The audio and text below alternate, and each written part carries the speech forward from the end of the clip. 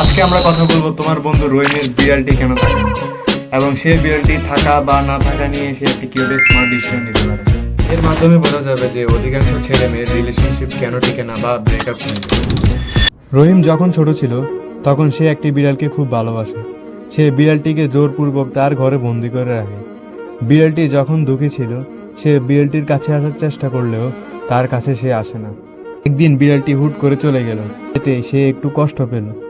কিছুদিন পর আবার সে আরেকটি বিড়ালকে পছন্দ করলো। সে এবার বিড়ালটিকে খাবার দিল এবং তার সাথে খেললো। রহিম মনে করলো সে বিড়ালটির সাথে আগের মতো ব্যবহার করবে না এবং বিড়ালটি চাইলে তাকে তার মতো থাকতে দিবে। একদিন বিড়ালটি চলে গেল আর এলো না, এতে সে ভেঙে পড়ল।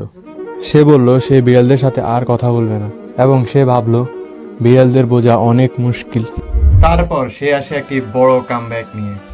এখন তার কাছে অনেক টাকা আছে এবং পর্যাপ্ত পরিমাণ রাশন আছে, যা দিয়ে সে বিড়ালদের সহজে আকর্ষণ করতে পারে। সে প্রতিদিন তার ব্যালকনিতে দামি দুধ ও টুনা মাছ রাখে।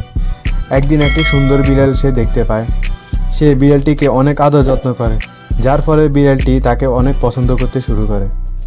রহিম মনে করলো বিড়ালটি যদি চলেও যায় তাতে তার কোনো অসুবিধা নেই, কারণ তার কাছে থাকার জন্য অনেক বিড়ালই অপেক্ষা করে আছে। রহিমের এই পরিবর্তন সম্ভব হয়েছে তার নিজের দিকে ফোকাস দেওয়ার কারণে, নিজেকে গড়ে তোলার মাধ্যমে।